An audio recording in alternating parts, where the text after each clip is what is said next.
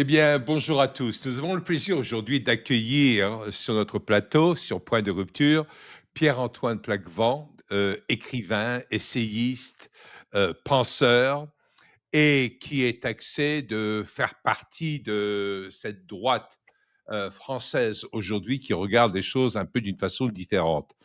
Et une des raisons pour laquelle on l'a ici, c'est parce qu'il nous a été recommandé par de nombreuses personnes et donc, moi, je vais me faire un plaisir énorme à lui poser pas mal de questions et surtout à creuser sa pensée sur des sujets d'actualité relativement brûlantes. Aujourd'hui, on ne peut pas ignorer l'importance de l'affaire Epstein. Là, nous sommes le mercredi 4 février au moment de l'enregistrement et il va sans doute paraître le 5 ou le 6 février quand vous allez pouvoir la voir sur notre chaîne.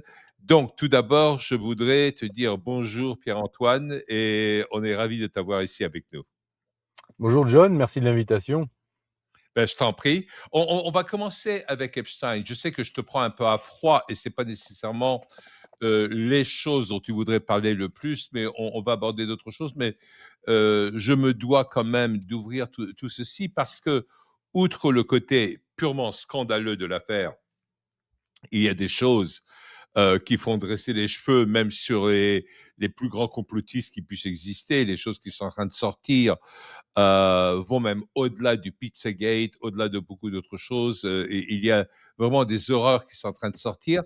Mais quelque part, tout ceci vient d'une des forces, je crois, de l'Amérique. Et ça, j'en parle étant américain moi-même. Et c'est quelque chose à quoi je suis très attaché.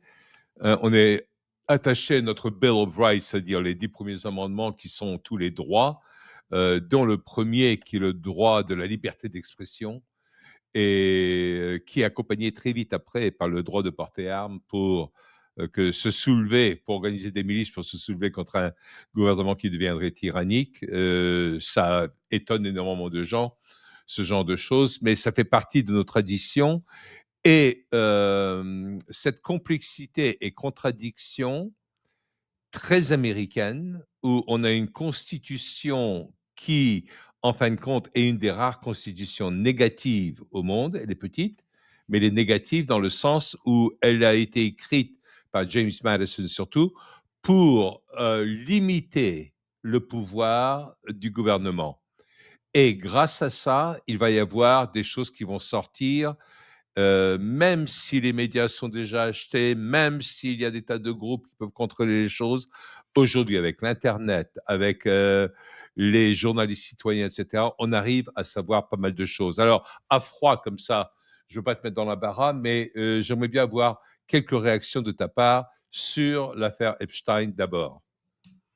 Bah, alors moi, ce que je vois déjà, c'est que justement sur cette question même de liberté d'expression, etc., ce qui est intéressant, c'est de voir qu'on a une forme de montée progressive depuis quelques années. C'est-à-dire, tu as parlé des révélations sur le Pizzagate. Il y a eu ce qui sort maintenant avec la publication des mails et le fait d'Epstein, le fait qu'on puisse travailler là-dessus, que les chercheurs indépendants puissent se servir de cette matière, me rappelle aussi ce qui avait été fait à une époque avec Soros aussi. À un moment donné, avait été publié plein d'informations sur l'Open Society qui étaient diffusées et que les chercheurs indépendants, dont moi, pouvaient utiliser.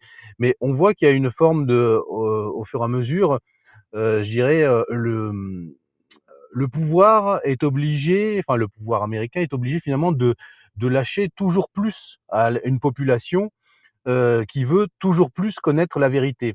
Et ça, quelles que soient les intentions hein, du pouvoir en place, hein, de Trump et de son administration, ce qui est intéressant, c'est de se dire que maintenant, pour coller au réel de l'opinion publique, il faut aller toujours plus loin dans la recherche de la vérité. Et effectivement, le premier amendement, moi, ce qui est finalement assez fondamental, je dirais, pour l'Occident dans son ensemble et même pour le monde entier, c'est que c'est aux États-Unis que se sont passées certaines des manipulations contemporaines les plus grosses, hein, comme par exemple le 11 septembre, mais c'est forcément aussi depuis les États-Unis que sont sorties les tentatives de recherche de la vérité les plus grandes. Bah, par leur exemple autour du 11 septembre, voilà, autour de ensuite le Pizzagate, Soros, etc. Maintenant, maintenant Epstein. Et bon, qu'est-ce que révèle Epstein? Epstein révèle en fait je dirais presque la hiérarchie réelle des forces qui ont subverti l'Occident politique en fait, puisque finalement vous avez l'appareil de renseignement, une espèce d'appareil de renseignement quasi occulte, est relié à Israël, relié à Londres, et finalement qui domine les États-Unis et qui de là vient dominer l'Europe. Donc là, on a un peu presque la hiérarchie, je dirais, de l'Occident politique, selon moi, hein, les réseaux financiers de la City, les réseaux du Mossad qui dominent l'empire américain et qui utilisaient cet empire pour dominer l'Europe. On a vu, bon, c'était de notoriété, en fait, pour tous les milieux, je dirais un peu politisés de manière sérieuse. Il était de notoriété publique que des gens comme Jack Lang et d'autres étaient des gens profondément corrompus, y compris au niveau des mœurs. Maintenant, on voit que ça fait partie d'un réseau international, et cela valide maintenant effectivement tout ce qui a été taxé de complotisme.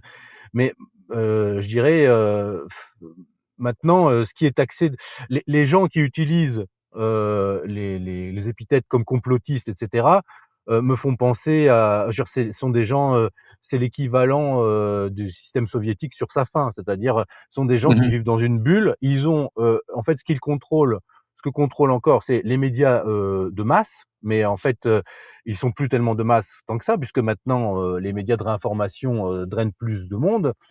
Et ils tiennent l'appareil de répression. Voilà. En fait, c'est ça, quand un Mmh. système est totalitaire et qu'il est menacé, il essaye de tenir l'appareil de propagande et l'appareil de répression.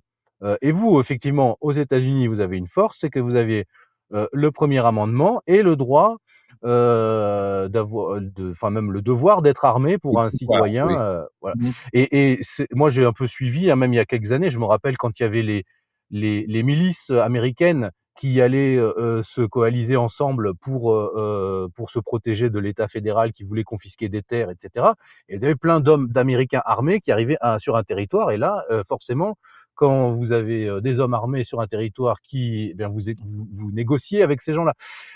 Donc ils avaient cette force-là, qui est pour moi la base du politique, c'est effectivement la liberté de parole et le fait que les pères de famille sont armés. Voilà, ça c'est donc Donc c'est les tu trois. tu rappelles cet événement, je voudrais rappeler aux auditeurs, il y a un droit en Amérique de passer même sur toutes les terres fédérales, d'État en État, avec ton bétail. Parce que tu peux Voilà, avoir oui. un bétail qui est originaire du Wyoming et tu peux passer du Wyoming par le Utah, par le Nevada, par l'Arizona, par le Nouveau-Mexique et aller jusqu'aux abattoirs au Texas. Et c'est ce qui se fait la plupart du temps. Et donc le bétail a le droit de paître sur les terres fédérales. Mais le Nevada voulait intervenir à un certain moment. À l'époque, à la tête du Nevada, c'était une organisation très démocrate. Il y avait le Speaker of the House qui était un démocrate du Nevada, Harry Reid. Et donc, il s'était opposé à ce type-là qui arrivait avec tout son bétail et il avait obtenu du fait qu'on envoie, c'était à l'époque d'Obama, qu'on envoie comment dire, le FBI. Oui. Et donc, il y a 200 agents du FBI qui sont arrivés armés jusqu'aux dents et qui sont opposés et ils ont dit, ben, vous passerez pas à un type et les membres de sa famille hein, qui étaient Oui, là, c'est ça. en train d'accompagner les troupeaux. Et lui, il a pris son téléphone, il a passé un coup de fil et d'un seul coup, 2000 hommes sont arrivés, armés jusqu'aux dents, face au FBI. Puis le FBI a fait demi-tour très rapidement parce que quand on parle du droit de porter arme en Amérique, on n'est pas en train de dire qu'on va porter un petit pistolet, un Uzi ou un Beretta, un truc comme ça. On a le droit d'avoir des bazookas. Hein. Donc c'est quand même hautement différent et ça fera peut-être rire des gens et ils ne comprendront pas. Mais c'est un devoir en Amérique de se soulever contre un État qui deviendrait tyrannique. Et dans ces cas-là, c'est un sens d'obligation et c'est très patriote de le faire. Donc, et ça, c'est quelque chose qui est très difficilement à comprendre en Europe, et notamment, aussi bizarre que ça puisse paraître, en Angleterre. Parce que, et là, je voudrais glisser sur un autre terrain, et on Mmh. reviendra sur l'affaire Epstein parce que je crois que c'est lié. Je crois que même dans les milieux de droite européens, on voit des choses comme trop bipolaires, hein, et on regarde tout cet axe en permanence entre les États-Unis et Israël, l'AIPAC et tout ça, on le connaît tous. Mmh. Et ça, c'est pas un problème. Mais quand on focalise presque trop là-dessus, on omet de voir une manipulation qui existe depuis des siècles et qui est avant tout anglaise. Quelque part, l'Angleterre n'a jamais digéré l'indépendance américaine, mais même auparavant, il y avait, quoi, depuis Henri VIII, hein, et la scission de l'Angleterre avec la création de l'Église anglicane contre le Vatican, il y a eu cet aspect de, je ne veux pas dire intolérance parce que je n'aime pas ce mot, mais d'intransigeance d'opinion au sein de l'Angleterre qui a été phénoménal. Et c'est pour ça que même des gens qui voulaient revenir à une foi plus pure que la foi anglicane, qui était basée sur une commodité politique, parce qu'ils voulaient des annulations de mariage avec Anne Boleyn et tout ça, etc. Et il y a eu des gens qui voulaient une foi plus pure, qui s'appelaient les puritains ou les pilgrims, Mmh. et qui sont partis vers les Amériques sur le Mayflower en 1620. Ils ont atterri à Plymouth Rock et ils ont commencé une tentative de remise en question de toute l'intransigeance anglaise. Et l'Angleterre a toujours été là et a combattu des centres de recherche de liberté, dont l'Amérique. C'était pas seulement la guerre d'indépendance, mais ensuite c'est la guerre de 1812, et ensuite l'Angleterre a continué à participer, etc. Mais l'Angleterre a fait la même chose par rapport à la France.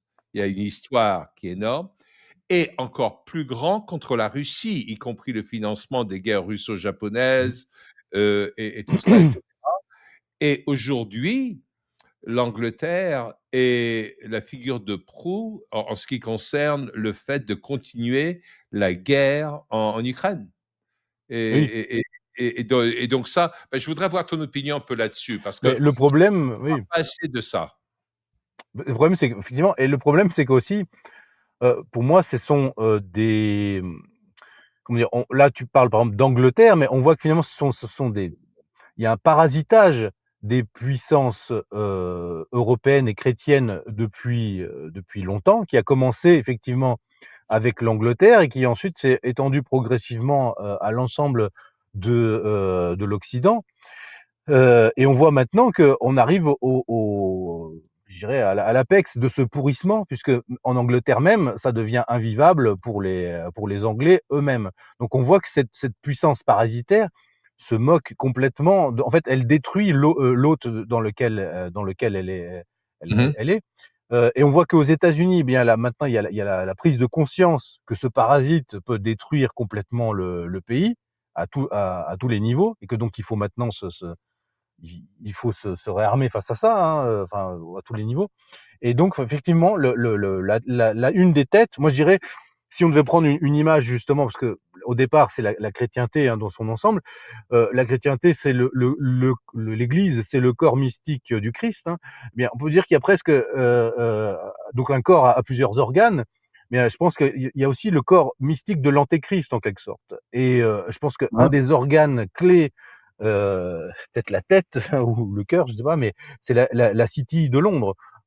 Et en fait, la force de l'Angleterre, enfin de la City, en tout cas, c'est après d'avoir étendu une forme de colonisation en se servant de l'Empire britannique, et puis quand ça a été nécessaire, de dissoudre la forme politique impériale britannique, mais de garder le contrôle sur ce qui est essentiel, hein, donc Les les finances. banques, les banques, et les réseaux, etc. Là où, par exemple, les Français ont quasiment fait l'inverse.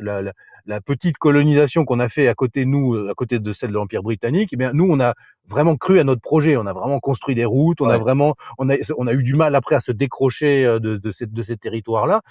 Les Anglais n'ont pas ce rapport-là parce qu'en fait, comment dire, je pense que les gens qui dirigent vraiment la City, etc., ne se sentent pas plus anglais qu'autre chose. Et en fait, finalement, ils peuvent passer d'un hôte à l'autre. Mais maintenant, la problématique, c'est de plus en plus de. En fait, ça va être l'histoire. Moi, je crois beaucoup à cette formule de Vilfredo Pareto. C'est un cimetière d'élite. Voilà, donc c'est un affrontement Mhm. entre des élites. Mais c'est quoi des élites?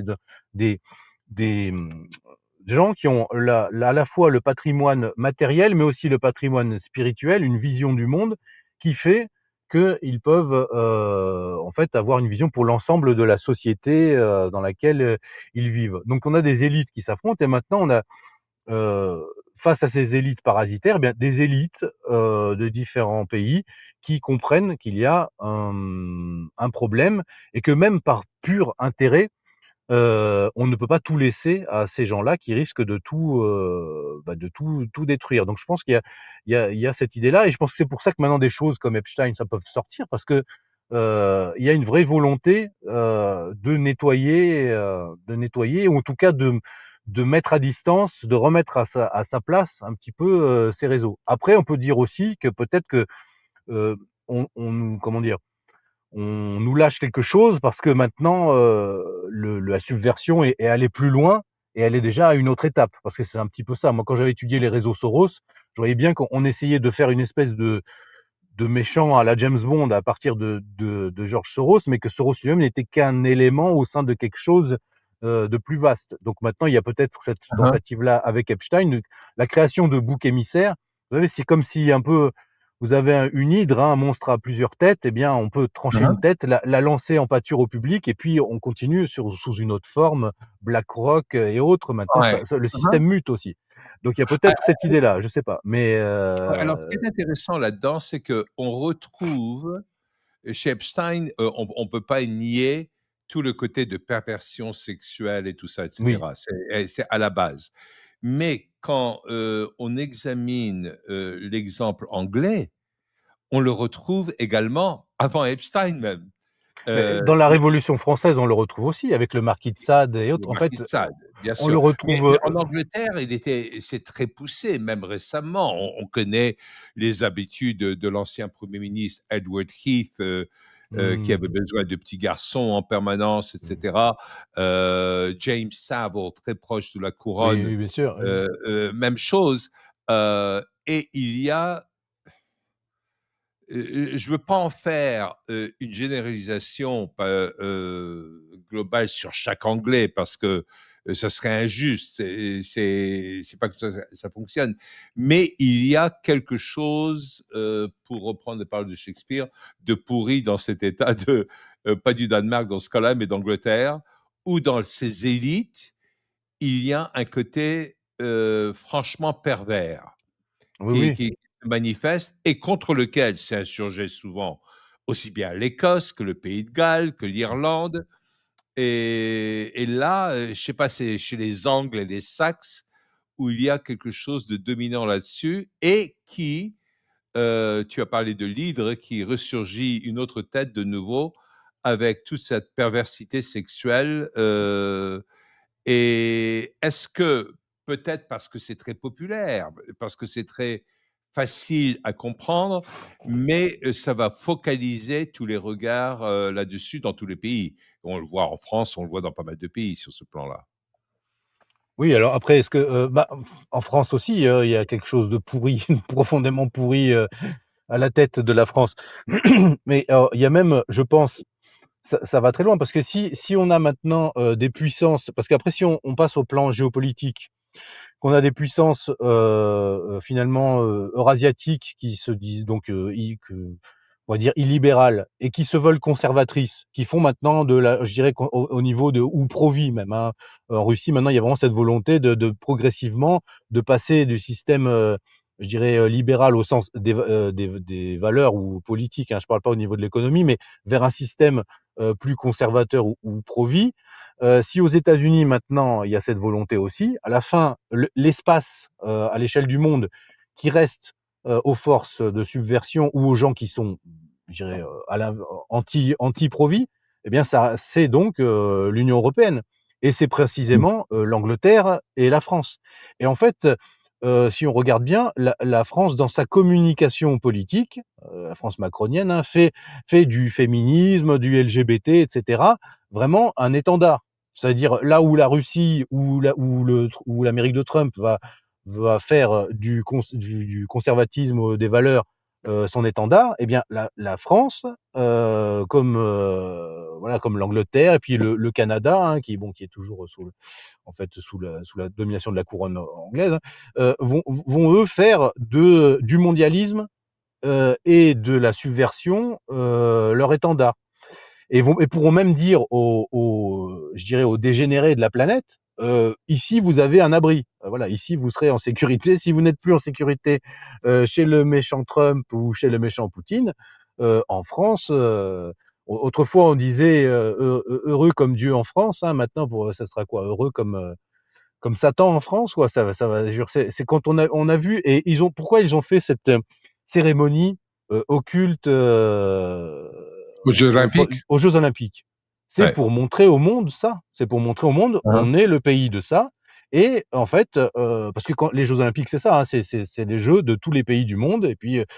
et finalement, donc, et on montre au monde que maintenant, le logiciel de la France, c'est celui-là, avec en mettant en scène de nouveau la décapitation de Marie-Antoinette, et cetera. Enfin, je veux dire, c'est Ouais. des choses complètement délirantes, mais qui apparaissent délirantes au sens commun.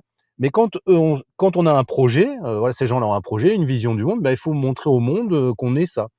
Donc c'est effectivement problématique. Je dirais, c'est que ça devient un peu c'est presque comme Carthage face à Rome, quoi. Enfin, je veux dire, c'est-à-dire que là, bon, qu'est-ce que c'est que ça? Enfin, donc là, il y a une vraie problématique qui dépasse, je dirais, la politique et qui rejoint là presque la théologie politique. C'est-à-dire, Mmh mh. on devient le corps politique de quelle force spirituelle finalement en Europe. Et si on regarde les deux premières révolutions anti-chrétiennes, c'est la révolution, et j'irais même anti-romaine, hein, dans le cas de l'Angleterre, hein, c'est la révolution anglaise et puis la révolution française. Mmh. Donc c'est peut-être le cœur de la subversion. Si on regarde la Seconde Guerre mondiale, comment elle a été précipitée dans les événements, c'est vraiment grâce aux intrigues anglo-françaises là aussi. Donc on est dans quelque chose quand même, et on a beaucoup de tout à l'heure, quand on parlait, tu faisais référence à cette phrase de Mark Twain que l'histoire ne se répète pas, mais elle rime.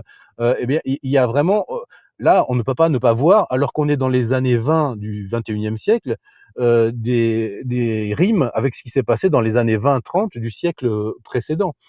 La Euh, République de la Weimar, République de Weimar, avec pareil, hein, République de Weimar, c'était l'effondrement avec des transsexuels, avec toutes les mêmes choses ouais, ouais. que maintenant, et avec donc les intrigues anglo-françaises pour pousser à la guerre sur le continent européen. Enfin, bref, on a des choses quand même très proches, sans même parler, parce que là on avait fait une émission avec ça sur ce sujet avec Youssef Indy, parce que j'ai fait un dossier sur ça, sur la genèse du mouvement technocratique aux États-Unis et Joshua Haldeman, le grand-père d'Elon Musk, et justement, donc comment il y a un siècle exactement, donc aux États-Unis, des gens se posaient, et en Amérique du Nord, hein, enfin au Canada, ces gens se posaient les mêmes questions que maintenant. Et donc je montrais la cohérence du projet en fait géopolitique de Trump, qui en fait dans l'idée de faire un continent nord-américain unifié du cercle arctique au Panama, qu'en fait c'était une idée ancienne, et que dans les années 30, le mouvement technocratique qui voulait sortir de l'usurocratie avait déjà un peu les mêmes idées, et que Elon Musk finalement suivait un peu cet agenda-là. Donc on voit effectivement que l'histoire rime, mais est-ce qu'elle va rimer jusqu'à une nouvelle guerre mondiale qui là serait sûrement la dernière? Ça, Oui, on verra. intéressant tout ce que tu soulèves, quant aux origines, bon, de la Révolution française et cetera, où il y avait un bouleversement culturel, où il y avait une dégénérescence, culturelle des croyances, accompagnée d'une laïcité, on fichait en l'air toute notion morale, religieuse et cetera, et c'était vrai en Angleterre, c'était vrai en France, c'était vrai au début de la révolution russe, hein. Oui, c'est Il ne ça. faut pas oublier que même Lénine a fait ses cours en Suisse chez les dadaïstes Oui, et où tout était permis, c'était bien avant les hippies, et cetera. Il y avait les dadas en Suisse, hein, et oui, donc ce même genre de phénomène où, au début, on voulait même abolir en Russie soviétique, juste après la révolution russe en 1917, on voulait abolir le mariage, on mmh, avait le droit d'avoir plusieurs partenaires, et cetera. Et ensuite, ça a changé beaucoup. Les trotskistes, qui étaient les mondialistes, ont oui, perdu leur influence et Staline a cherché à construire quelque chose de bien plus nationaliste. Et quelque part, ça semble peut-être curieux, mais c'est une des fois, et je ne suis pas un pro-stalinien du tout, hein, mais c'est une des deux fois où Staline a sauvé le monde. oui, Euh, dans le fait d'empêcher la croissance du trotskisme globaliste qui avait ses racines chez les fabianistes, de nouveau anglais, oui, chez lesquels il y avait les eugénistes, les Huxley et tout ça, la naissance plus tard de les Nations Unies, l'UNESCO, mmh, l'OMS et tout ça.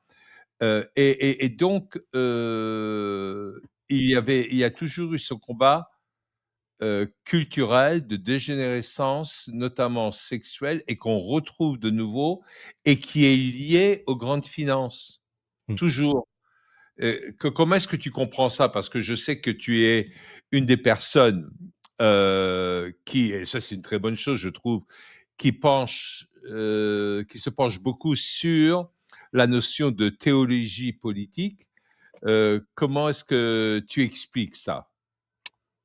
Alors bon, si on allait directement sur cette idée, je pense que c'est profondément lié au système de pensée. En fait, il y a fondamentalement deux voies, religieuses. C'est, soit, le sacrifice chrétien et donc Dieu s'est fait homme et s'est sacrifié pour sauver, sa création et il a épousé lui-même la forme de l'humanité et il s'est donné en quelque sorte en sacrifice, à lui-même pour rehausser l'humanité au niveau où elle devait être au départ. Soit, on est dans le système où en fait on cherche à sacrifier quelque chose pour des forces, mystérieuses en quelque sorte et qui nous en retour nous offrent quelque chose. Et je pense que les élites, ces élites-là, sont dans quelque chose qui est, au de faire des offrandes, et des sacrifices à leur vision qu'ils ont, d'une déité mystérieuse, et je pense qu'il y a cette idée pas forcément, toujours consciente à différents niveaux. Bon après, au niveau quand on voit effectivement tout ce que enfin je veux dire, il y avait un culte autour de ce que faisait Epstein dans son île avec même une sorte de temple et cetera. Bah, On c'est avait la luciférien quand même. Voilà, c'est ça, voilà. Alors après oui, voilà, mais c'est ça la différence, c'est que qu'est-ce que c'est que Lucifer pour ces gens-là? P Je pense qu'il y a vraiment, une dichotomie entre comment va le voir le chrétien et comment ces gens-là le voient. Eux le voient réellement comme un porteur de lumière. Je me rappelle, il y avait une ancienne, intervention de Bernard-Henri Lévy sur la télé française où il expliquait ouvertement que Lucifer finalement, bon pour le philosophe, Lucifer c'est réellement le porteur de lumière. C'est celui qui Hein, éveille l'humanité, qui lui, fait connaître, transgresser, les barrières que Dieu lui avait mises et en fait, de là, il se libère comme ça, en fait, hein.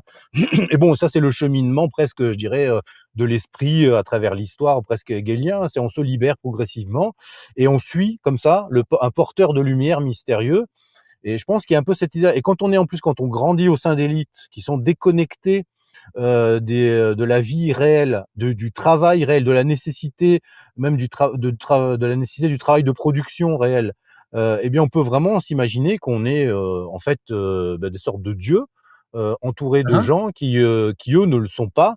Après on peut aller et il y a des théologies là-dessus, hein, si on regarde, même les théologies, de du je dirais du courant, par exemple, dans les au sein du gouvernement israélien actuel, il y a les gens, des sionistes millénaristes, eh bien certains suivent des rabbins qui leur expliquent que eux ont une partie de l'âme que bien ceux qui ne sont pas de leur Ouais. groupe non pas.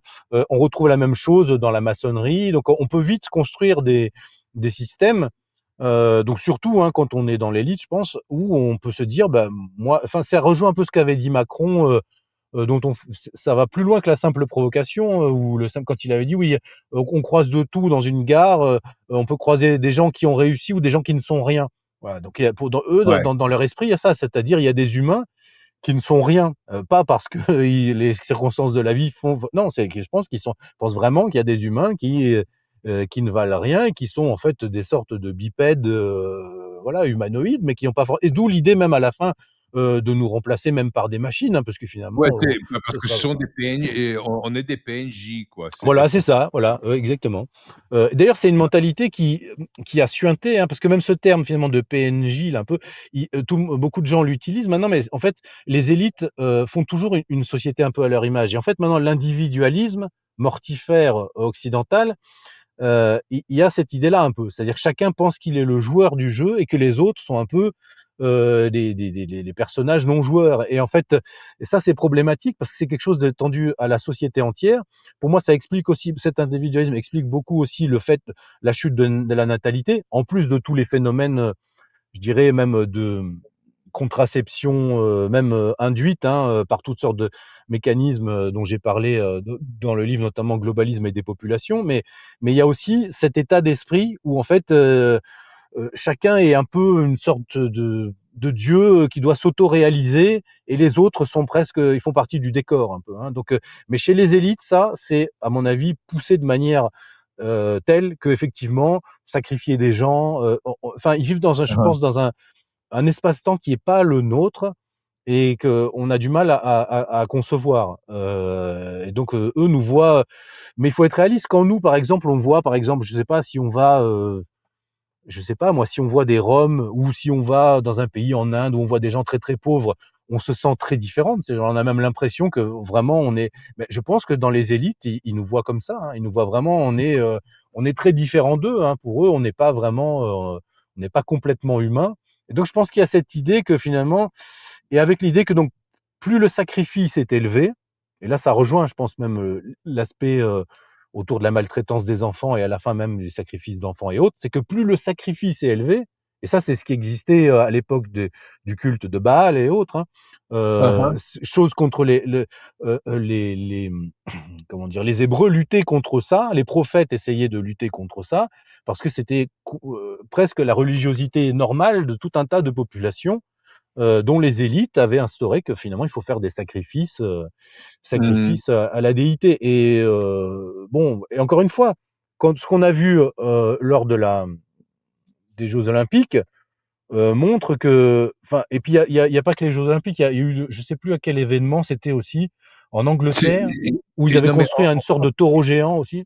Pardon? il y avait l'ouverture du tunnel Alors il y a, de voilà, l'ouverture du tunnel du Gothard, exactement. Gothard, Et il y ouais. avait, voilà, où ils avaient repris aussi des thématiques à la base qui sont du folklore alpin, avec mais ils les ont sortis de leur contexte pour vraiment en faire une espèce de chose Truc assez, satanique, de nouveau, voilà, c'est satanique.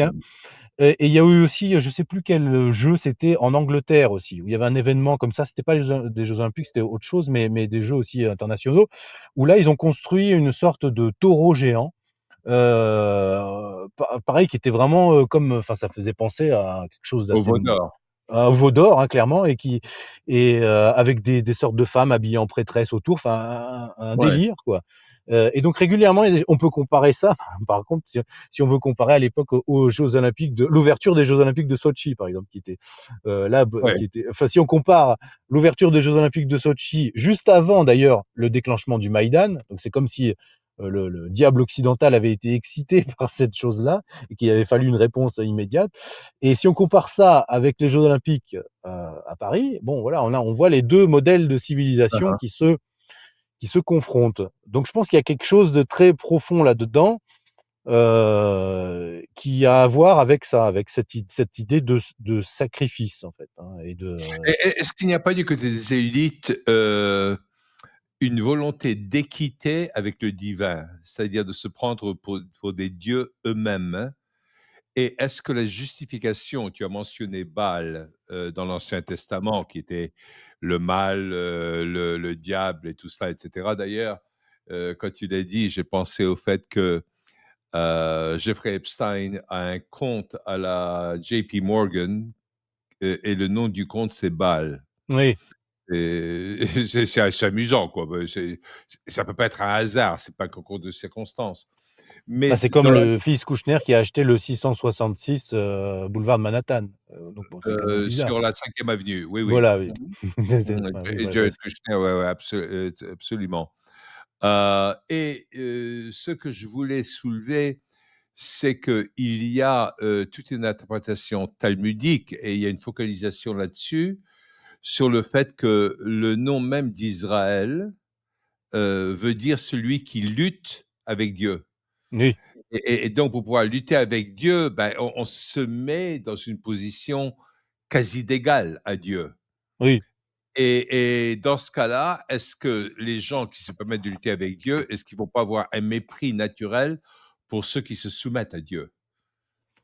Ah oui, oui, c'est très juste, oui, on peut le voir comme ça. Après, c'est toujours pareil, c'est que dans l'Ancien Testament, ça n'était pas, vu, de la même manière puisque, comment dire? Il y avait, en fait, tout est aussi dans cette attente, du Messie puisque dans l'Ancien Mmh. Testament, on attend le Messie et quand le Messie qui est venu ne correspondait pas à leurs attentes, ils l'ont refusé, ils l'ont tué.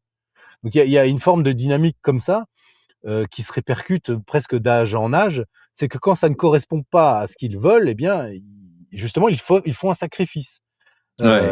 Mais en faisant même ce sacrifice, on voit qu'ils ont fait, l'œuvre de Dieu, en fait, en quelque sorte. Donc je pense qu'ils ne peuvent pas Mmh. échapper, en quelque sorte, au Moyen Âge, on disait il y avait cette expression: «Même le diable porte pierre».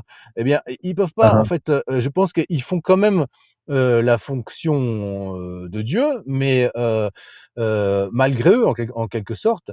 Heu et le problème, voilà, c'est si on reste juste à un niveau temporel, on peut avoir l'impression qu'ils gagnent, en quelque sorte.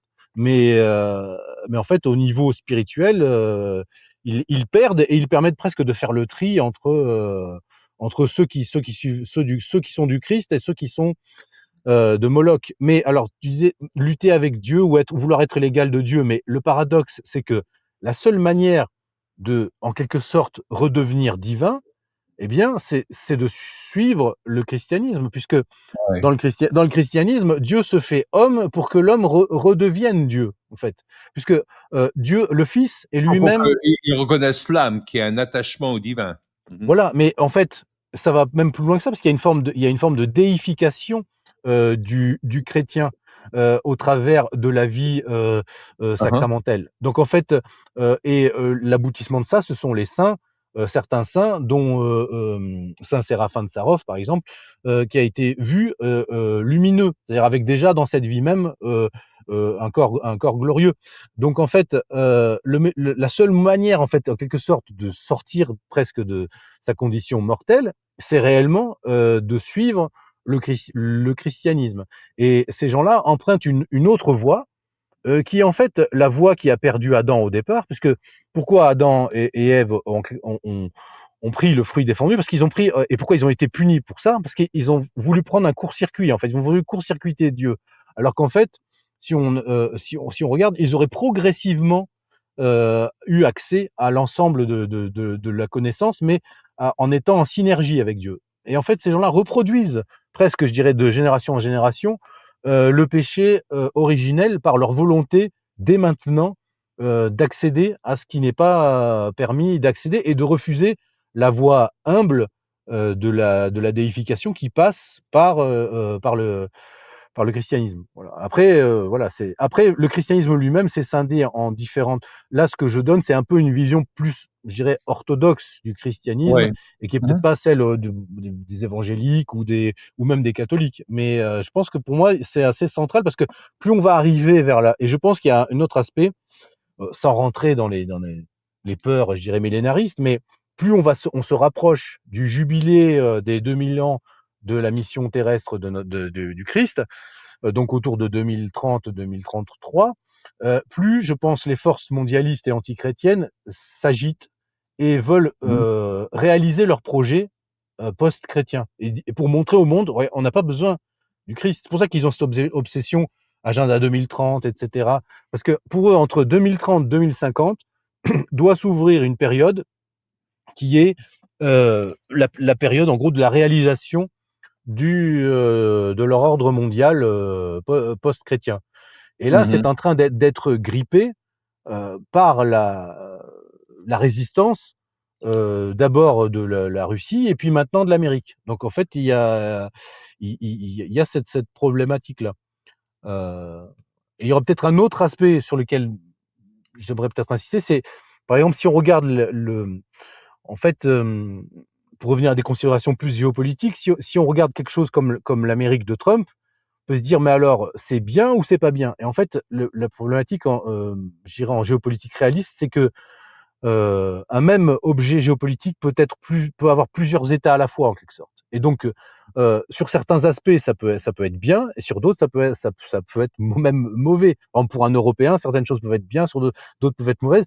Mais ce qu'il faut voir, c'est, je dirais, si on regarde dans la configuration d'ensemble, plus juste en un affrontement, je dirais, bipolaire, mais vraiment où on prend tous les acteurs en considération, il faut hiérarchiser les ennemis. Et je pense que l'ennemi principal, c'est cet ennemi mondialiste et sataniste, en fait, qui doit, en fait, comment dire, mettre d'accord un petit peu toutes les puissances qui peuvent avoir même des intérêts divergents au niveau presque matériel, mais qui doivent au moins avoir un terrain d'entente commun, c'est celui-là, celui de dégager ces élites-là et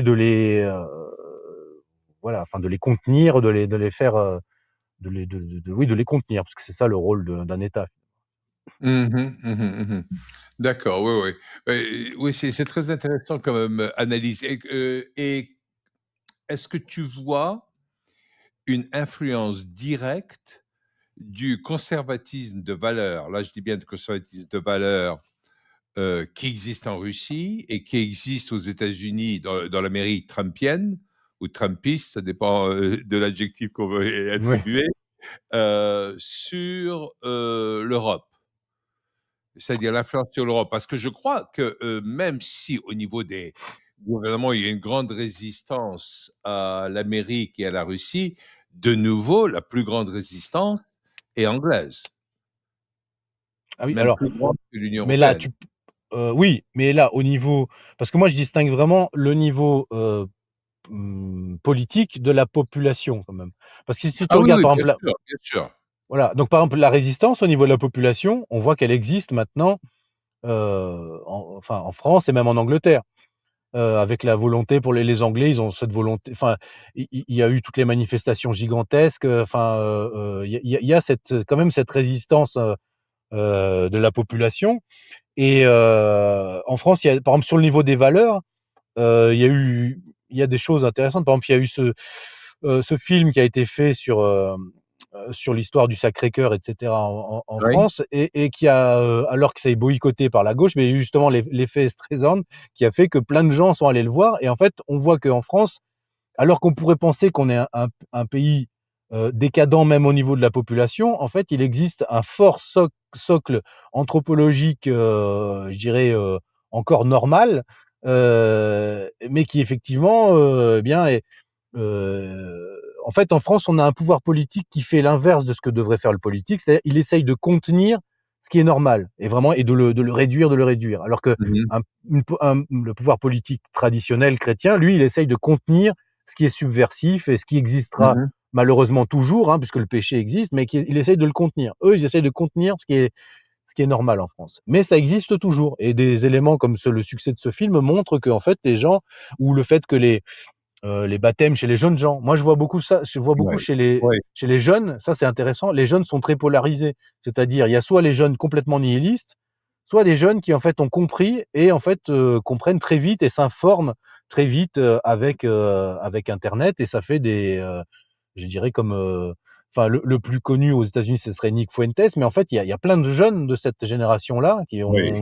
qui ont autour de 25, entre 25 et 30 ans, qui sont très formés, se forment très vite, et qui cherchent en fait. Eux posent un problème, hein. Même au sein de l'Église, ils posent problème puisque ils vont bousculer, je dirais, toute cette Église qui a fait collusion avec le pouvoir satanique, hein. Et de toute façon, tout le monde va devoir bientôt, notamment en France, choisir son camp, parce qu'avec les lois sur l'euthanasie qui arrivent, je veux dire, on pourra plus être des chrétiens tièdes Ouais. qui bénissons la République de Macron. Là, il va falloir choisir réellement.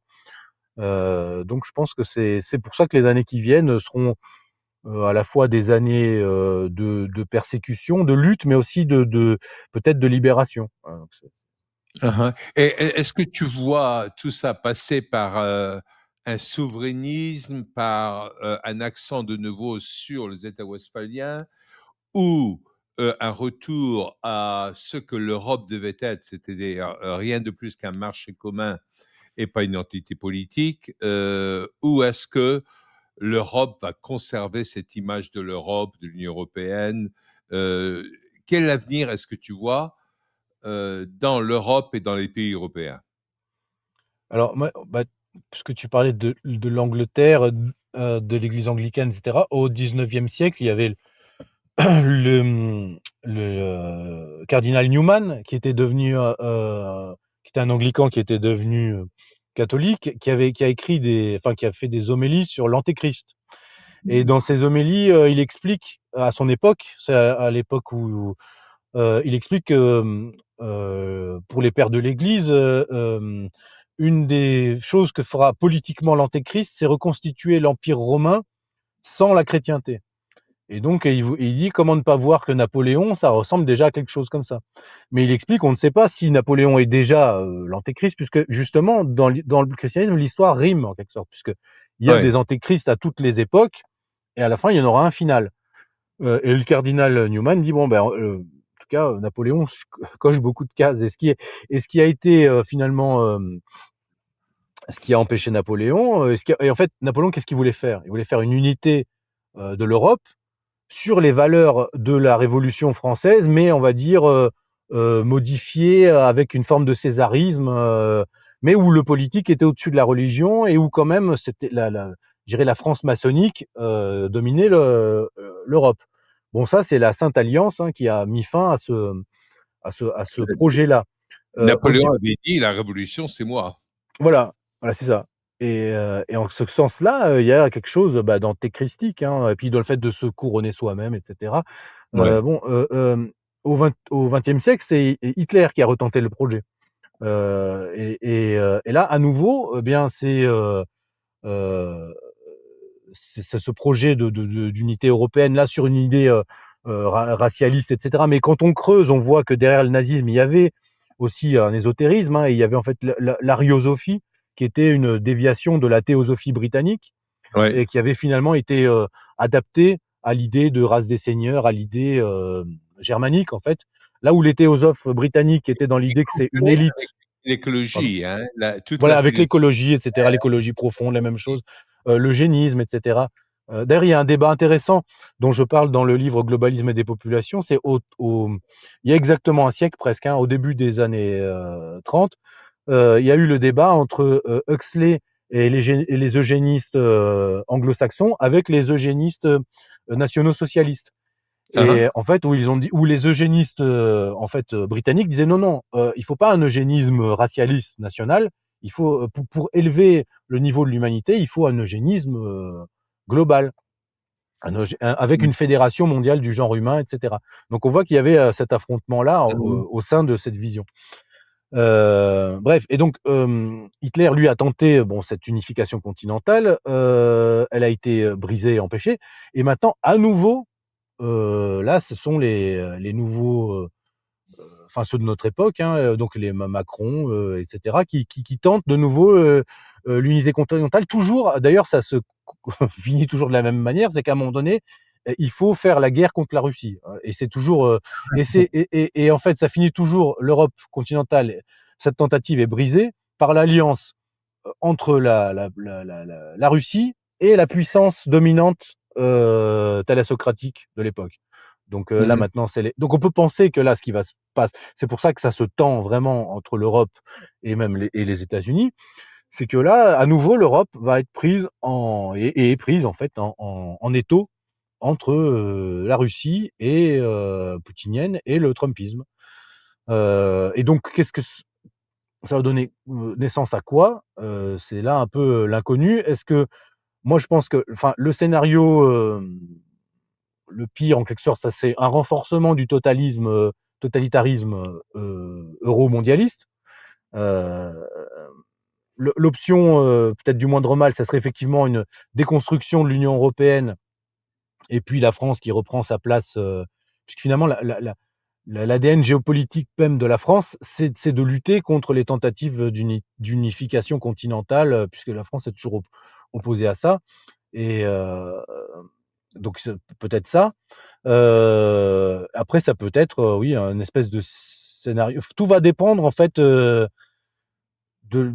comment dire, oui, de la résistance de la Russie et du Trumpisme face aussi à ce redéploiement en fait du mondialisme, puisque le discours canadien à Davos a bien montré que bon, maintenant les mondialistes prennent en acte que ils sont plus majoritaires forcément géopolitiquement, mais ils doivent se reconfigurer. Donc, est-ce qu'ils vont Mmh. moi, je pense que ce qu'ils tentent de faire, c'est de faire ce que Staline avait voulu faire, c'est-à-dire Staline voyant justement que le trotskisme et le mondialisme communiste étaient impossibles, il a dit on va faire le socialisme dans un seul pays. Donc je crains qu'il tente de faire le mondialisme dans un seul espace géopolitique qui est l'Union Ouais. européenne. Voilà. Donc c'est problématique pour les Européens. Mais de nouveau, c'est la Russie qui fait partie de l'Europe physiquement, Oui, du moins une partie de la Russie, oui, va s'y opposer. Il y a certains pays de l'Est oui, qui vont s'y opposer également.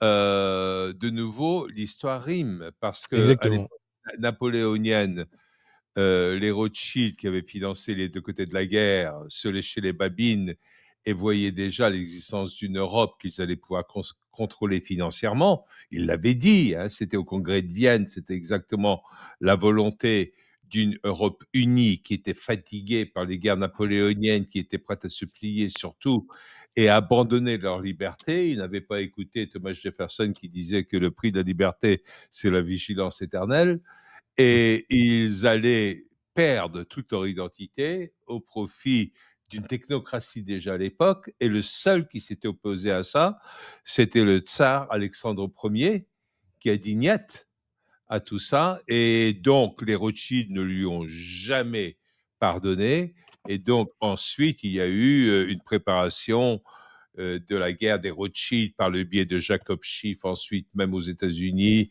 et l'immigration forcée à l'époque des pogroms sous Nicolas II vers les États-Unis, et l'organisation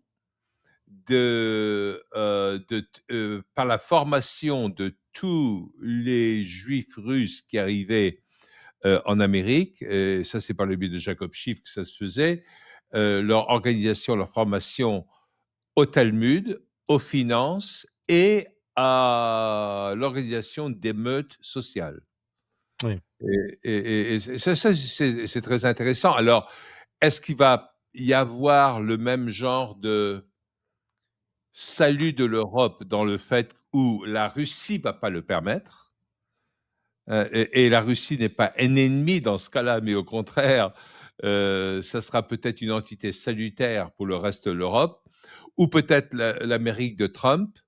Mais je crains que dans la mentalité de la plupart des gens, mais ce n'est pas la plupart des gens qui font l'avenir, hein, ça on le sait, c'est toujours des minorités, mais la plupart des gens se plaignent, en Europe, se plaignent contre Trump parce qu'il n'est pas en train de mener une politique salutaire pour l'Europe. Mais ce n'est pas son rôle. Lui, il est Oui. élu par le peuple américain. Donc, comment est-ce que tu réponds à ces gens-là? Non, mais déjà, là, il y a une vraie problématique, c'est que en fait, enfin, il y a un tel déficit de formation politique élémentaire dans les masses, et c'est volontaire, que bon, pour comprendre ce qui se passe réellement, c'est très compliqué. Et puis surtout, et le problème, c'est qu'il y a aussi un problème de déficit de politique réelle, notamment en France, où même, comment dire, la désinformation est organisée. Et en fait, là, nous discutons. En fait, il y a tout un tas de programmes qui existent, mais de réinformation, et des gens de qualité qui vont former les gens, etc. Mais ça ne prend pas une forme, je dirais, métapolitique et politique réelle. Aux États-Unis, pendant, je dirais, toutes les décennies précédentes, il y a eu toutes ces fondations, etc., qui s'organisaient, ces fondations pro-vie, pro-famille, etc., qui, en fait, tout un tas de réalités qui, en fait, ont commencé à faire un maillage de terrain qui permet maintenant cette sorte de révolution conservatrice, qui amène maintenant à des retournements complets avec ce que fait Kennedy, par exemple, au niveau de l'alimentation, etc. Enfin, c'est un ensemble de choses que. Et donc chez nous, il y a le potentiel pour ça, il y est. Il y a tout. Mais le problème, c'est que l'appareil politique, je dirais, va tout, n'est pas du tout à la hauteur de ça.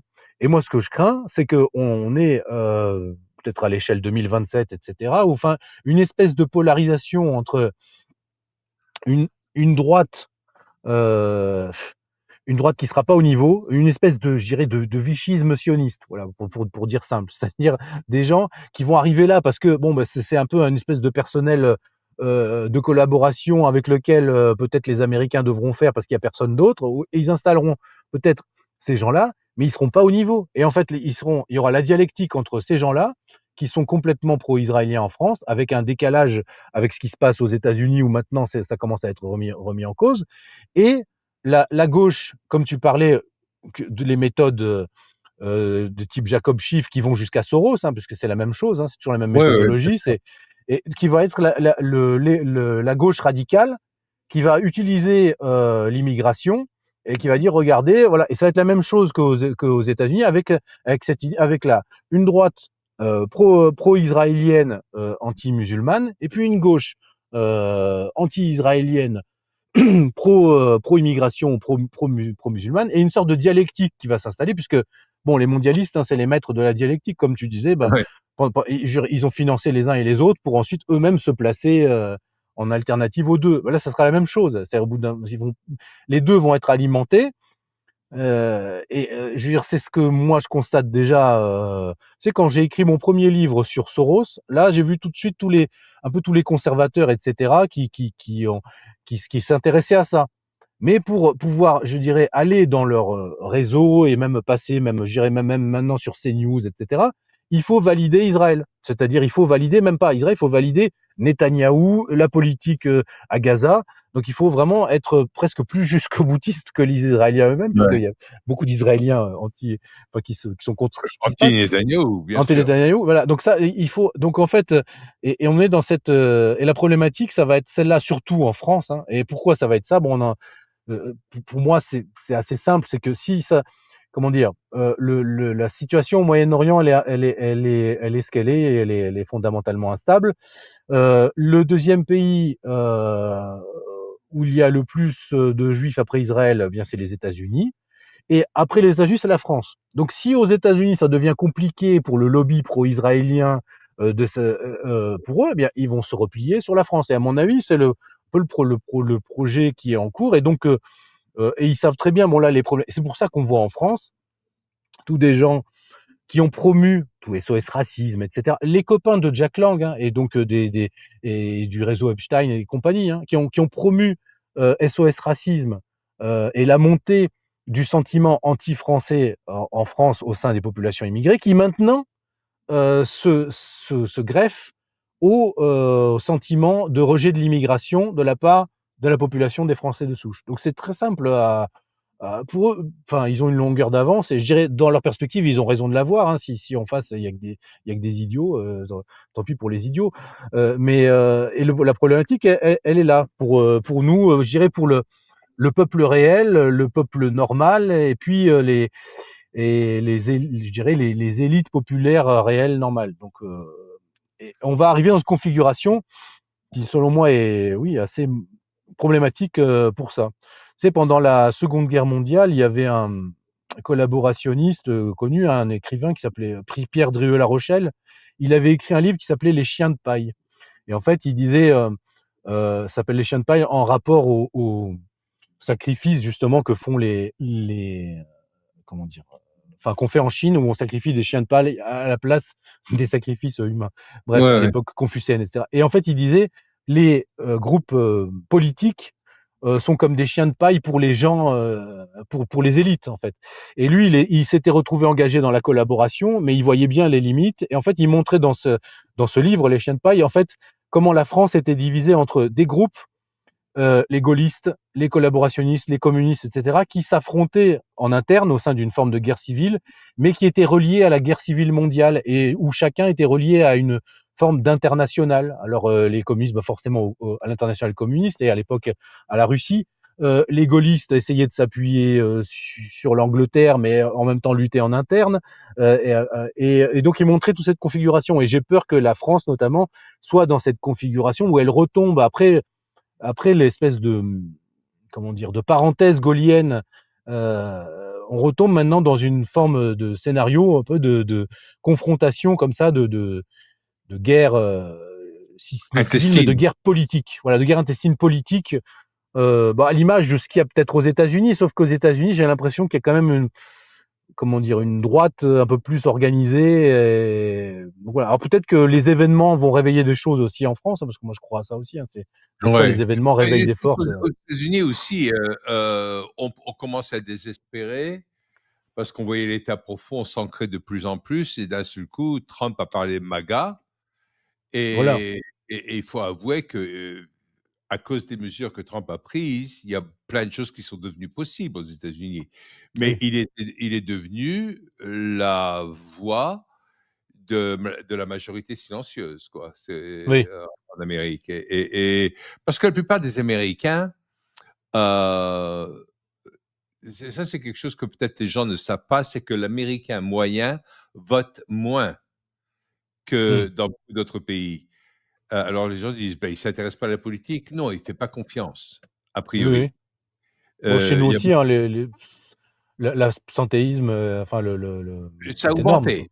Ça a augmenté et c'est peut-être bon signe, Ouais. dans un certain cas mais c'est ce qui s'est passé aux États-Unis et donc mais il y a pas mal de ces gens-là qui sont revenus voter quand Trump s'est présenté Oui, c'est ça. et ce qui est intéressant, moi, ce que j'ai trouvé de très intéressant pendant toute cette période en Amérique, c'est que, je suis même allé en 2015-2016 à certains, rallyes de Trump. Il y en avait un chez nous à Phoenix en juin 2016 encore. Je m'en souviens très bien. J'avais amené un de mes enfants, j'ai 6 enfants, j'ai amené une fille qui vient me rejoindre là dans très peu de temps à ce rallye. Et malgré le fait que la presse se moquait de Trump, disant qu'il ne serait jamais élu ni quoi que ce soit, etc., quelque part, le peuple a compris ce qu'était Trump. Et c'était Hmm. vraiment un mouvement populaire et populiste.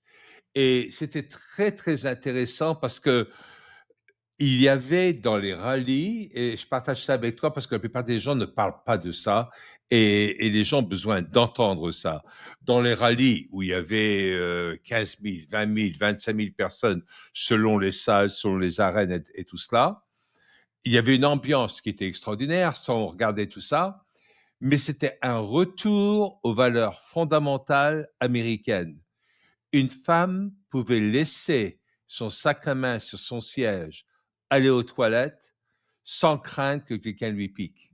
Hmm. Tu vois, il y avait tout cet aspect-là de bonté et de gentillesse, d'amour du prochain parmi tous les gens qui retrouvaient l'Amérique à laquelle ils aspiraient. Pas par nostalgie, mais par sentiment de on a eu raison de croire en nos valeurs, elles vont arriver au pouvoir, tu vois? Et, Oui, et, et, oui. et tout ce phénomène-là, ben, j'ai pas entendu la presse en parler trop, Mais non, parce c'est que de clair. toute façon, ils ne la comprennent pas. Mais c'était un phénomène que j'ai vraiment ressenti, hein, où les gens, à l'intérieur des rallyes, avaient plaisir à se retourner vers quelqu'un d'autre qu'ils ne connaissaient pas et de leur sourire, de dire on est les mêmes, hein, on est les mêmes quelque part. Peu importe les différences qu'on a, etc., on est les mêmes. Et il y avait des gens de toutes les couleurs, toutes les origines, etc., contrairement à ce qu'on pourrait penser. On a Oui, voulu faire passer Trump pour un suprémaciste oui, c'est blanc. ça aussi, oui, Bon, c'est des conneries, c'est ça, on le absurde, sait. oui. Ouais, ouais.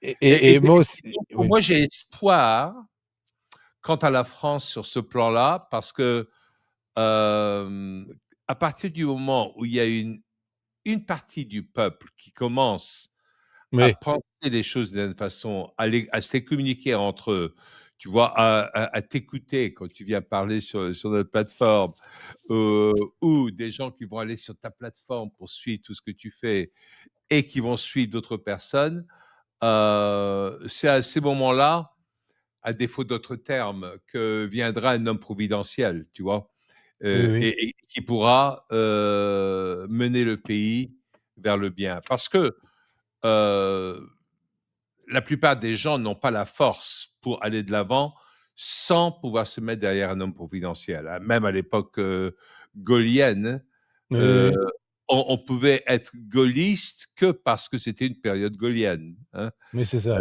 Sinon, ça n'existait pas. Et sans ça, on voit le chaos dans lequel la France aurait pu rester en restant dans la quatrième République.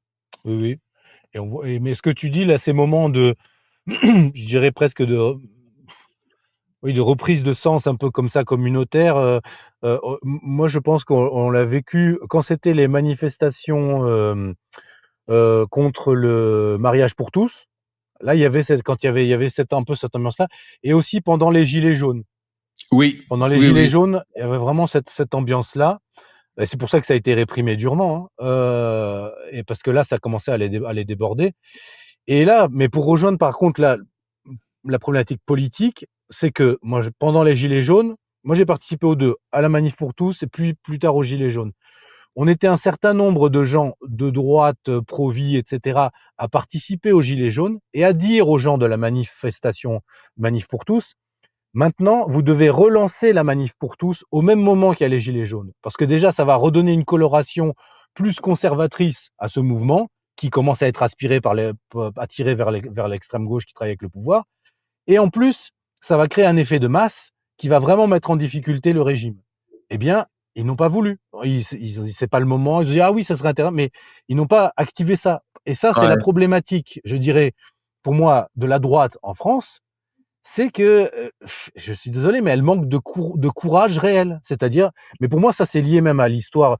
Voilà, je dirais, c'est presque lié au port d'armes, quoi. Je sais, enfin, c'est ça. Au bout d'un moment, enfin, c'est pas. Il y a une vraie problématique de courage, quoi, de courage physique même en politique. C'est-à-dire qu'au bout d'un moment, Mhm. il faut être prêt à s'engager même physiquement. Et il y a et en fait, on a tous les gens, la politique, en tout cas en France, elle sert à écarter du champ politique, enfin les gens qui sont vraiment politiques au sens traditionnel, c'est-à-dire qui ont même une virilité politique. Ça sert à les écarter. Et pour garder, et là, c'est pas pour rien, là, il y a un vrai problème. Pourquoi est-ce qu'il y a autant, et au départ, personne ne se soucie de ça, mais maintenant, il y a un vrai entrisme homosexuel dans les partis de la droite Ouais. parlementaire. C'est vraiment très problématique. Je veux dire, Oui, j'ai vu ça, j'ai vu un chiffre qui est paru où ça disait que 40% des élus du RN sont homosexuels. alors les élus, je ne sais pas, mais en tout cas dans certains cadres, voilà, notamment là récemment, il y en avait un qui a même fait un lapsus lors d'un meeting où il parle à des gens, il dit oui, il y a de plus en plus de monde qui vient nous voir, même lors de ceci, lors de cela, il dit lors de nos soirées chemsex. Et après il dit oui, non, pourquoi j'ai dit ça? Il a un lapsus où il dit ça, le type. C'est-à-dire c'est tellement sa réalité quotidienne qu'il le dit comme ça publiquement parce que on peut pas s'empêcher au bout d'un moment de dire ce qu'on est. Voilà, Explique-moi, chemsex, voulant bah, ce dire? sont les soirées où les gens prennent de la drogue où les homosexuels prennent de la drogue pour ensuite Ah ouais. pratiquer assidûment leur activité de Ah loisir. ah. Donc ces Ouais. gens-là, mais je veux dire, c'est problème. Enfin, quand il y en a un, deux, bon, ça, je veux dire, il y en a toujours eu, mais là, ça devient. Pourquoi est-ce qu'il y en a autant? Donc là, ça rejoint peut-être la thématique qu'on avait avec avec l'affaire Epstein là au début, c'est que bon, Ouais. au bout d'un moment, en fait, pour corrompre un édifice politique, eh bien, il faut le corrompre par je veux dire, les trois fondamentaux. Hein, voilà, c'est la vaine gloire, hein, la gloriole, l'argent et le sexe. Bon, Le voilà. sexe, ouais. Voilà. Donc c'est toujours par là qu'on arrive à corrompre l'homme. Mais c'est quand Mmh. même vraiment problématique quand ça atteint ce niveau-là, à un tel niveau. Et là, on va avoir ce problème que je pense, évidemment, pour moi, il n'y a pas de mouvement politique organisé au niveau, je dirais, électoral ou de masse qui représente réellement la population française. Voilà. Mmh mh, mmh. C'est vrai, Il n'y en a pas. ouais. C'est- Toi, tu crois pas du tout que le RN représente la droite? Alors après, encore une fois, peut-être que comme il y a plus il y aura d'élus, plus il y aura aussi de gens normaux, même dans les élus locaux. Moi, Oui, je bien crois sûr. plus à une dynamique des élus locaux de proximité, et cetera. Là, il y a, tout parti confondu, il y a des gens qui lancent là-dedans et qui peuvent être au contraire, enfin, agir juste par nécessité du bien commun. Mais à mon avis, en France, vu notre histoire, les choses, s'il faut vraiment qu'il y ait un changement, ça ne peut pas ne pas passer par une crise politique profonde, qui se Institutionnel. matérialise, institutionnelle, mais même même civique, civile même je pense. Hein. Parce que, enfin, Hein, hein. à mon avis, vu qu'on est le pays qui a vraiment, euh, je dirais, matricé, enfin qu'on est la matrice de Ouais. la révolution internationaliste, je pense que c'est dans notre pays qu'il peut y avoir une forme de contre-révolution française qui passera. L'histoire politique, et les Gilets jaunes, on était à deux doigts de quelque chose. C'est pour ça que le pouvoir l'a réprimé durement. Hein, Le hein. problème, c'est que on n'est plus. Ça, c'est vrai aussi qu'il faut pas avoir. Enfin, il faut voir l'anthropologie des gens actuellement. C'est Curtis Yarvin là, aux États-Unis qui avait fait une bonne analyse sur ça, où il disait on n'est plus à l'époque juste des émeutes de rue, etc. Il faut arriver à trouver un moyen pour les populistes de consolider leur pouvoir de manière à la fois populaire, réticulaire, mais en même temps qui correspond à l'anthropologie actuelle. Voilà. Et donc Mmh c'est mh. vrai que c'est les mouvements de rue, etc. Ça sera plus la même forme. Mais il faut réfléchir à comment arriver à Ouais. court-circuiter, euh, le pouvoir d'occupation Oui, médiatico. le moment des gilets jaunes était très intéressant. C'est très bien que tu le soulèves. Moi, je me souviens parce que je me suis retrouvé coincé dans la circulation parce qu'on était allé avec ma compagne du côté de Sète. Mhm. Et le lendemain, c'était le 17 novembre, c'était un samedi, je me souviens très bien. Je rentrais chez moi en Dordogne. À l'époque, j'étais en Dordogne. Et ben, on n'est pas arrivé jusqu'à la Dordogne parce que ça nous a pris 7 heures pour faire 100 kilomètres. Et on a couché à Castres. Euh, et j'avais compté le nombre de personnes qu'il y avait à chaque carrefour, etc. Et comme j'aime bien les chiffres et j'aime bien ce genre de choses, j'ai fait une extrapolation du nombre de personnes qu'on avait vues sur une route donnée. On était essentiellement dans l'état de l'Hérault, dans l'état, je parle anglais, dans le département de l'Hérault. Et donc, j'ai fait une extrapolation et puis les informations disaient qu'il y avait 200 000 personnes, il y en avait plus de 2 millions. Oui, oui, c'est clair. C'est Oui, oui. l'extrapolation que j'avais faite. Et Ah oui, c'est ensuite, ça.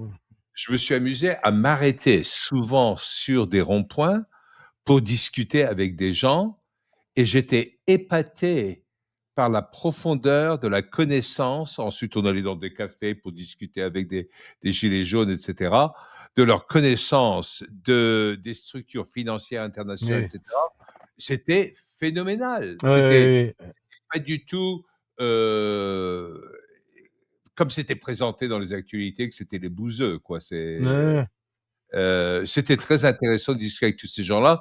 Et il y avait vraiment un mouvement de fond, mais il n'y avait pas de tête au Et c'est ça. mouvement. Et ils ont cherché tout de suite à coopter le mouvement par les mouvements d'extrême gauche, etc., etc. Et j'en ai parlé avec mes amis en Russie, qui sont un peu plus, j'allais dire cyniques, mais le mot n'est pas le bon. Ils sont plus Réaliste. clairs, ils sont plus clairvoyants là-dessus. Et, et eux, ils disaient, oui, mais il y a eu des choses d'organisées de cette façon-là, et c'était comme une soupape de sécurité qui a été utilisée pour que ça n'explose pas, mais c'était contrôlé. Tu vois, C'est fort possible. c'est intéressant. Bah, Donc, il y on avait eu pourrait, la couverture de The Economist quelques mois avant, je crois, où on voyait ouais, une sorte de, je sais pas si tu te rappelles, on voyait une sorte de sorcier comme ça sur une montagne et en bas des foules de gens avec des gilets jaunes qui marchaient. Donc on ouais, peut ouais, ouais, bien effectivement sûr. se dire que c'est la soupape. Ah, et tout ce qu'il y a eu ensuite, c'est quoi? C'est après ça c'est les gilets jaunes, ça s'est arrêté au moment de l'incendie de Notre-Dame en fait. C'est ça là, Oui, le oui, truc. oui. Et après c'est l'année du Covid-19. Donc enfin on est rentré. C'est effectivement comme si avant de parquer tout le monde, il fallait qu'on ait défoulé tout le monde pour que les gens pour que l'énergie soit sortie. Et ensuite, on pouvait parquer les gens pendant le Covid, C'est des sacrés etc. symboles, hein, plus l'acte soi-disant terroriste Et c'est ça. euh, sur le marché de Noël de Strasbourg, et qui avait empêché Macron de parler à l'heure juste, etc. Oui, Euh, C'était manigancé d'une façon extraordinaire, et ça m'avait fait rire parce que 2 heures après le soi-disant acte terroriste qui était dans un centre commercial, on est en train de filmer les, les policiers spéciaux des forces spéciales en train de raser les murs, comme s'il y avait encore quelque chose qui se oui, passait, mais oui, ça, ouais. une mise en scène qui était exemplaire, quoi. C'est assez amusant quand on connaît un peu plus le fond des choses, mais c'est intéressant parce que un Confucius disait une image vaut 1000 mots, et on voyait l'utilisation des images pour la communication dans tous ces cas, hein. C'était extraordinaire. Oui, ah non, c'est clair. Y compris l'attaque de ce boxeur sur la police qui est devenu le symbole. Il dit: «Bah oui, mais c'est normal de réprimer ce genre de choses», alors que lui, il l'avait fait parce que les policiers avaient malmené une vieille Oui, dame parmi une les dame, gilets oui, jaunes. c'est ça. Ouais, ouais. Oui, Mmh. bah oui, bah c'est Et le même genre de choses se passe actuellement aux États-Unis dans les fameuses manifestations au Minnesota, etc. Sauf que maintenant, le peuple américain ne tombe plus dans le panneau. Et ça, c'est assez intéressant. Bon, pour terminer, je voudrais te laisser la parole entièrement pour que tu nous dises comment tu vois les choses à cause d'Epstein, pas à cause d'Epstein ou d'autres choses, se développer euh, en France, dans d'autres pays européens, aux États-Unis, en Russie, au Moyen-Orient, etc., etc. J'ouvre beaucoup de thèmes ah oui, là dans, c'est oui. Donc je vais essayer de faire court parce que dans mais l'année qui vient. Non, je te demande pas d'être Nostradamus, mais dans tes approches d'analyse, ou peut-être même si tu vas pas nous faire des discours prophétiques, de nous parler de quelle est ton approche d'analyse pour comprendre ces choses-là davantage. alors, bah, mon approche justement, c'est d'essayer en fait, de relier les choses dans l'espace et dans le temps, en fait, et de pas être prisonnier effectivement euh, des euh, des narrations dans lesquelles on essaye de nous enfermer, puisque finalement, enfin, le politique, c'est toujours, il faut toujours, enfin depuis toujours, hein, c'est raconter des histoires aux gens pour arriver. Enfin, Platon disait déjà que finalement, le philosophe roi, il doit raconter un bon mythe, un mythe positif aux populations pour les amener vers son projet de société. Mais en fait, c'est ce que fait toujours le pouvoir. Donc, ils peuvent raconter des histoires euh, saines ou malsaines. On voit que finalement, là, il y a ces narrations, ce qu'on disait, le pouvoir euromondialiste, lui, a une narration malsaine. Les pouvoirs illibéraux, comme on les appelle, ou post-libéraux, que ce soit en Russie, et là je parle à l'échelle de la chrétienté, parce qu'après on pourrait parler de la Chine, mais c'est encore autre chose, mais à l'échelle là, je dirais de la chrétienté ou de la donc On voit donc les États-Unis et la Russie qui ont maintenant un discours donc post-libéral, conservateur, mais qui ont et donc qui polarise l'Europe vers enfin en tout cas les dirigeants européens vers ce discours euromondialiste et de devenir un peu presque le canot de sauvetage du mondialisme. Le problème pour la suite, bon, c'est un peu ce que j'ai déjà développé, c'est en fait, moi je vois une chose essentielle, là c'est presque à toi que je devrais poser la question en tant qu'Américain, c'est par rapport à la position, si on va vers en fait, une nouvelle organisation internationale qui donc serait post-mondialiste et qui serait basée sur un ordre des grandes puissances, et qui donc autour des États-Unis, de la Russie, de la Chine, etc. La problématique, ça va être si chacun a sa sphère d'influence, est-ce que les États-Unis vont intervenir en Iran ou pas? Est-ce que voilà, on voit que les forces maintenant qui traînent, cherchent le plus à amener quand même vers la guerre maintenant, c'est les Israéliens, enfin, en tout cas Netanyahou et sa bande. Et pour moi, ça c'est relié immédiatement à l'affaire Epstein. Donc je pense que dans la Euh, volonté de maintenant de faire connaître ces choses-là au public américain et par extension au public occidental, il y a dans l'administration Trump, je veux dire, c'est pas pour rien que l'administration Trump, enfin, laisse exister le discours d'un Tucker Carlson, une Candace Owens. Enfin, il y a une volonté, enfin, de répartition. Il y a, je dirais, la coalition des milliardaires sionistes américains qui ont en partie financé Trump et qui entendent, qui le considèrent comme leur débiteur. Mais il y a tout le reste. Il y a donc la base MAGA. Il y a la technocratie type Musk, Peter Thiel, qui eux ont un peu sont pragmatiques et puis avec Palantir travaillent avec tout le monde. Voilà, mais au bout d'un moment, la base de la géopolitique, c'est quand même la coordination du contrôle sur la population et sur un espace donné. Donc, et Trump sait bien qu'il ne peut pas se permettre d'aller faire de nouvelles guerres, etc., alors que sa base est isolationniste. Donc moi, je me dis que là, maintenant, ce qu'on va arriver, c'est que après avoir mis à nu le système mondialiste, eh bien, la dernière partie, c'est de mettre à nu le système sioniste. Voilà. Donc, et si on a, ouais. et en tout cas millénariste sioniste, c'est-à-dire dans le sens que le paradoxe d'Israël ou du mouvement qui est actuellement au pouvoir en Israël, c'est que par exemple, en France, on voit que Israël se vend comme un État qui serait presque un État souverain et identitaire, comme les autres, qui cherchent à exister, etc. Alors que Israël n'a pas de frontières encore clairement définies, n'a même pas sa capitale qui est reconnue par le monde entier. Enfin, c'est une espèce de projet, en fait, autant le mondialisme était une forme d'impérialisme global, autant là, Israël est une forme je dirais, de millénarisme local, mais avec des réseaux à l'international. Donc je pense que Ouais, c'est un projet anglais de nouveau à l'origine, hein. et un projet anglais, voilà, exactement. Ouais, Donc c'est assez il y avait un accord entre les pro-sionistes de Theodor Herzl et puis ensuite l'appui de Rothschild avec la déclaration de Balfour en c'est ça. 1917. Et déjà Churchill était élevé dans une famille d'adoption juive à l'époque, ce qui a créé toute une relation de l'Angleterre avec le côté pro-Israël. Moi, je suis assez d'accord avec toi sur tous ces points-là, sauf un, c'est que tu as dit que la base MAGA ou la base de Trump est isolationniste.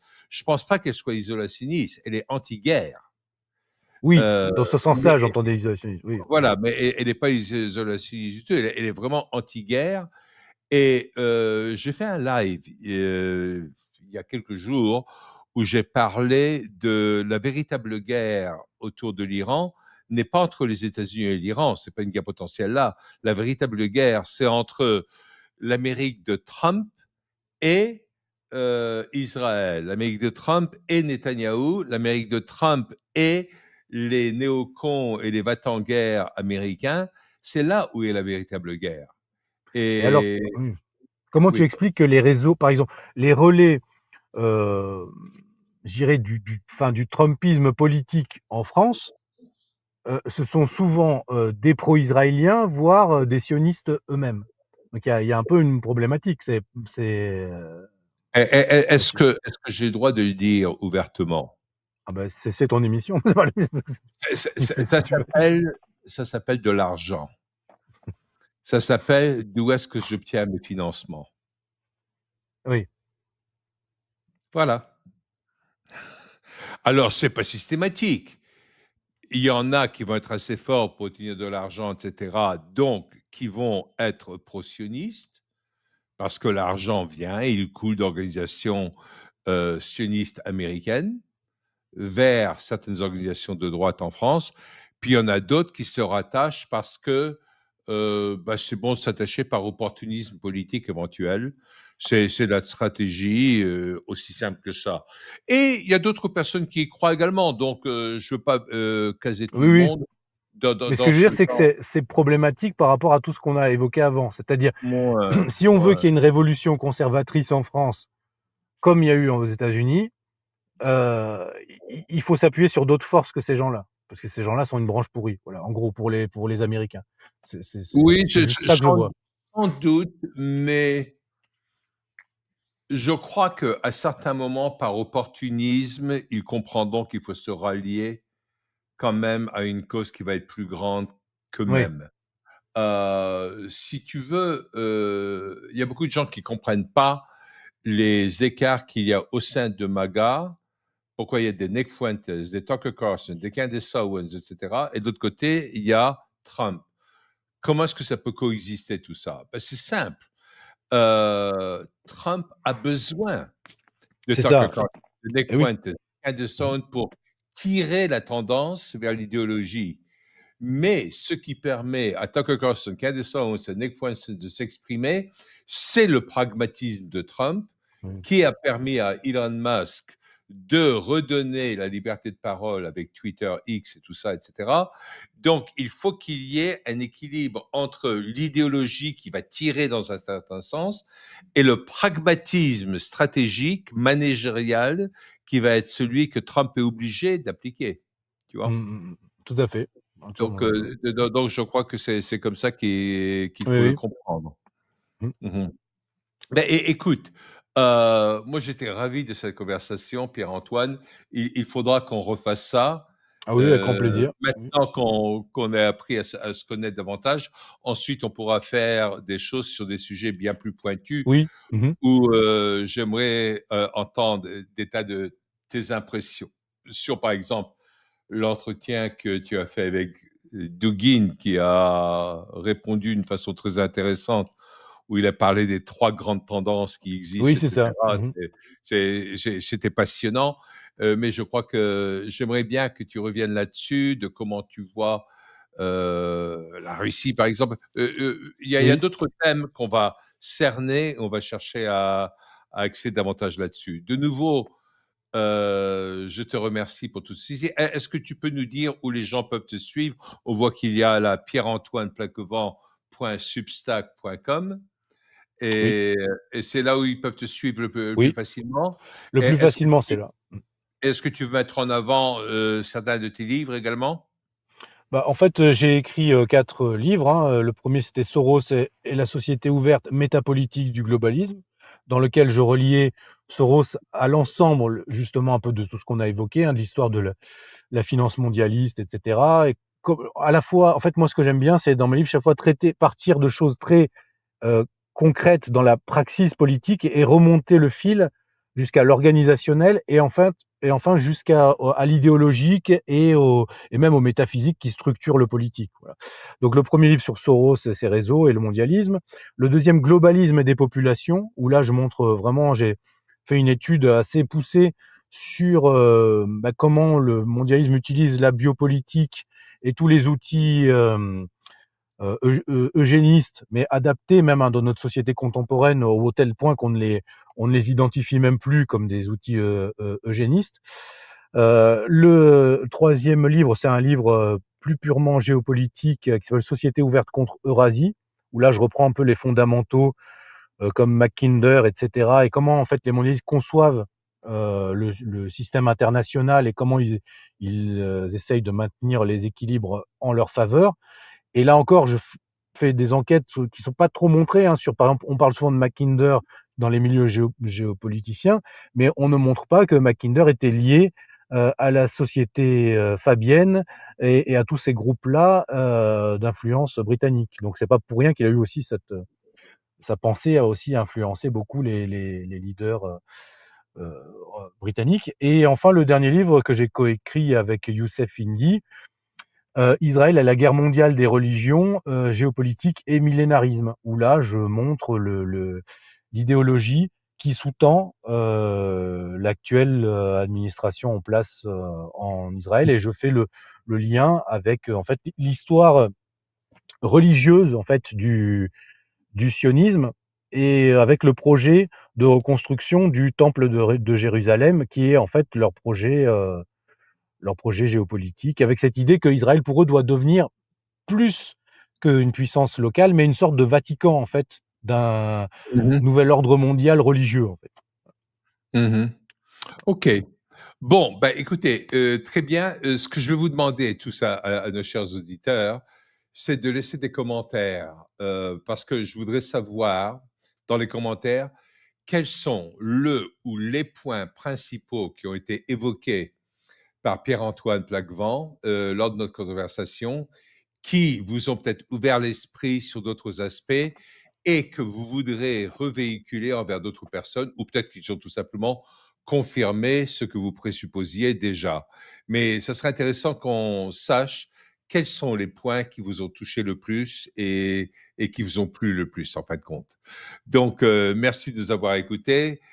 Pierre-Antoine, merci pour tout ton temps. Et je dis bah, à la prochaine fois sur Point de rupture. Merci John.